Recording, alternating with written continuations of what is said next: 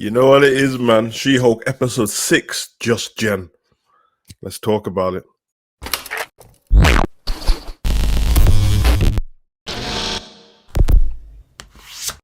What's up, guys? Your boy Hugo the Savage back again for another Marvel review.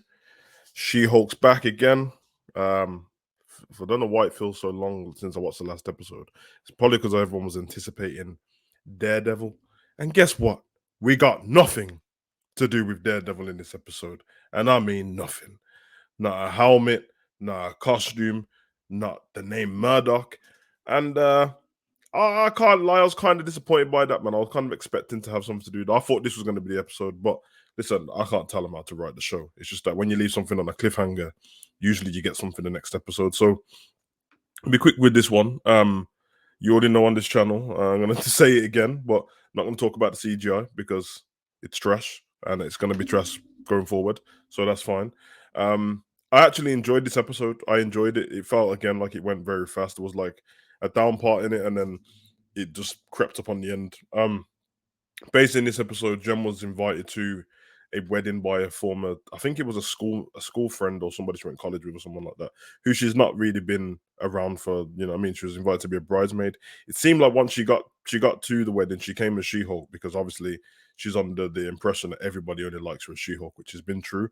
But then when she got there, everyone was actually excited to see her as She-Hulk, and the bride wasn't. She didn't want to be overshadowed, so she told her, "I thought you was just going to come as just Jen," which is where the name of the episode come from. So she takes away the She-Hulk thing, and she's just Jen going through the wedding. But then all of a sudden, from that position, people start to. It feels like they're trying to use her to do stuff around the wedding, to clean up, to walk the dog down the aisle, just all these little things. And nobody really cares about what she's doing with her life, which is why she wanted to go to the wedding in the first place. So when people ask her how's your life been, she can explain, because people like that. She met a man in the wedding. I think his name was Josh, if I'm correct. Nice guy. It really seemed like she hit it off with somebody who actually likes her for her. Because she was getting drunk and she started talking about how incredible everyone finds She-Hulk. And he was kind of like, "I think you're pretty incredible how you are." Now, it felt too good to be true, so I don't know if it's like a suspicious thing and he's trying to set her up, but it does seem like he likes her. Um, Titania was invited to the wedding also. I think she was dating somebody who is friends with the groom, and Jen was trying to get across to everyone she's there to wind me up, which she was. But it made Jennifer look a bit crazy. So eventually Titania got into a fight with Jen. She's trying to pick a fight with her, but she wanted her to Hulk up. Now I was under the impression, I'm thinking she wanted to Hulk up so people can record her on social media beating She-Hulk up.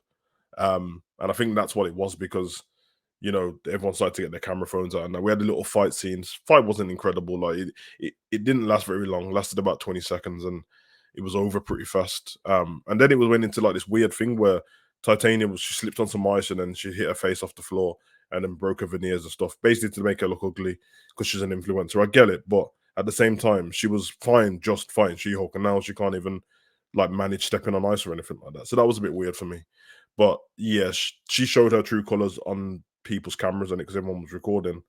So she left. And then the bride came in. You thought the bride was going to be upset with Jen. She wasn't. She was happy that She-Hulk was at the wedding, but that's because she was drunk.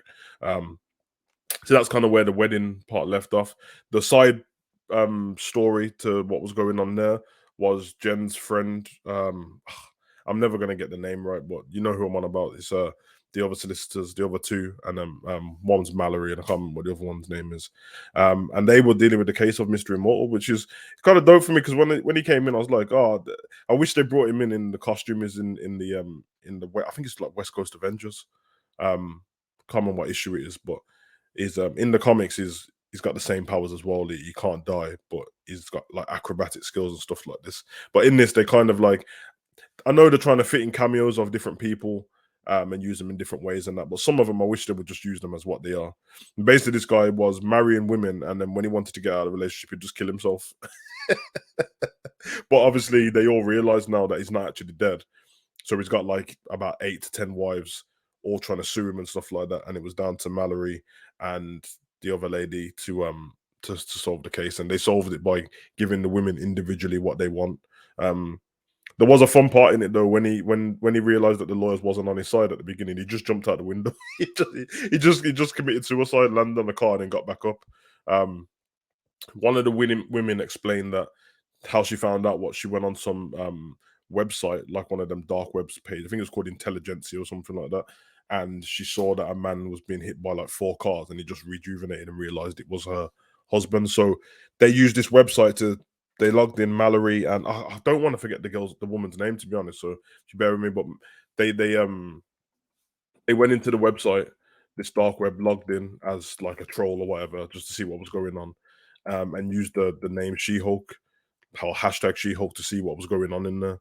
Um, and yeah, when they went in there, they realized that there's a bunch of trolls who hate She Hulk, and I found it kind of weird because obviously it's almost like what's going on in real life. Now, obviously, no one ain't trying to send death threats to um, person playing She Hulk in real life, but on Twitter, that is how it is with She Hulk.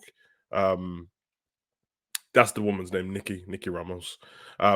But that's how it is with She-Hulk. People hate it, and they got very strong views on it. But there was death threats on there. Mallory told Nikki not to say anything to Jen. Just she don't want her in that headspace and the negativity and stuff. But there was like a list of things like death threats and how do we kill She-Hulk and how do we do this, and it seemed like a couple of them were like almost based back to when the Wrecking Crew tried to take her powers. Um, and then we get it where that I think it's like a transition from that screen, and it zooms out, and you realize that there is somebody behind that website who is trying to find ways to take her powers off her, because you see that it's the same comment section what's been left, and then it zooms out into a lab, and the lab's got the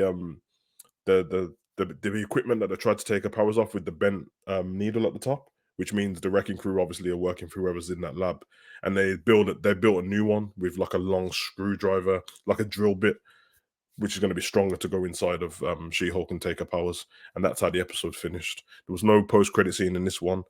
I thought it was a decent episode.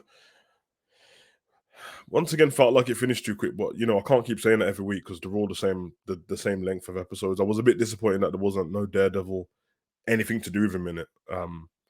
Because now it feels like you've thrown stuff together, and then I don't really like when stuff do that. But it was a decent episode. I had fun. I wasn't bored at any point of it. And yeah, it's going to be interesting to see what happens in the next episode. But it's going to be weird now because what they'll do is they'll just throw Daredevil in the next episode now, out of nowhere. But we'll see, man. Let me know what you guys think in the comment section. Anyway, I've been your boy Good Savage. Comment, like, subscribe, and share.